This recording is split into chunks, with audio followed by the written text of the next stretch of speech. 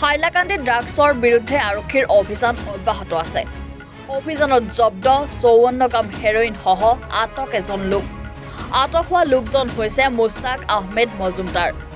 গোপন সূত্ৰৰ খবৰৰ ভিত্তিত হাইলাকান্দি আৰক্ষীয়ে ভাবৰঘাট বাইপাছত নাকা চেকিঙত আৰম্ভ কৰিছিল এই অভিযান। অভিযানৰ সময়ত AS24A 6038 নম্বৰৰ এখন বাহনত 54 গ্ৰাম হেৰইন বাহনৰ ভিতৰৰ পৰা উদ্ধাৰ কৰিছে। জব্দকৃত বাহনৰ লগতে আটক কৰিছে এজন লোকক।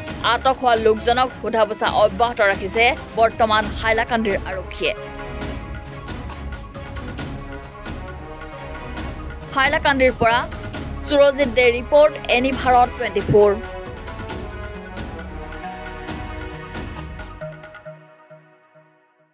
নমস্কাৰ, মই উৎপল দাস আৰু আপোনালোকে চাই আছে এনি ভাৰত। আৰু আপোনালোকক জনাবলৈ পাই মই বহুত সুখী হৈছোঁ যে আমাৰ সকলোৰে মৰমৰ শ্ৰদ্ধা জুবিন গাৰ্গৰ গীতসমূহৰ ভিত্তিত এটা খুব সুন্দৰ ৰিয়েলিটি শ্ব' এনি ভাৰতে আয়োজন কৰিছে, জুবিনৰ গানে কি আনে।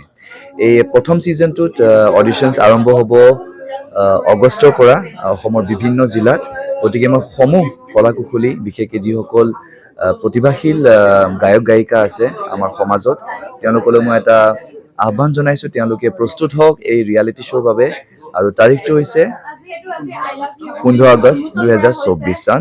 এনি ভাৰতৰ অডিশ্যন, জুবিনৰ গানে কি আনে।